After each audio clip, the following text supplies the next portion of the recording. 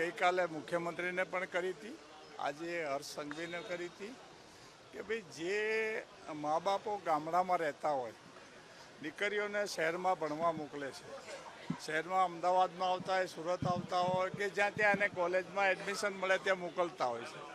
પછી ઘણા આજે રોમિયો ફરતા હોય છે આચા ખોટા, જે ખરેખર પોતે પોતાના ધંધોય ન કરતા હોય, કાં તો માગીને ગાડી લઈને ફરતા હોય, અને આ દીકરીઓને ફસાવી અને જે લગ્ન કરે છે ભગાડીને, એના અનુસંધાનમાં અમે સરકારમાં રજૂઆત કરી.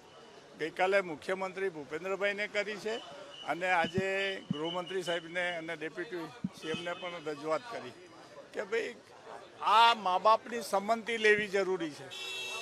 કોઈ પણ દીકરી, જ્યારે દીકરી 20 વર્ષ 25 વર્ષ એને પાળીને મોટી કરી હોય અને પછી ગમે ત્યાં ભાગી જાય અને પછી જ્યારે પોલીસમાં ફરિયાદ થાય, પોલીસમાં મળવાનું થાય તો હું ઓળખતી નથી.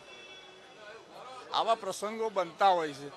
એટલે મેં રજૂઆત કરી કે ભાઈ કાયદો બનાવો અને મા બાપની સંમતિ લઈ અને ભલે એને દીકરીને જ્યાં લગ્ન કરવાના કરે, પણ મા બાપની સંમતિ હોય એ સંમતિ લઈને જ લગ્ન થાય એનું રજીસ્ટ્રેશન કરવું.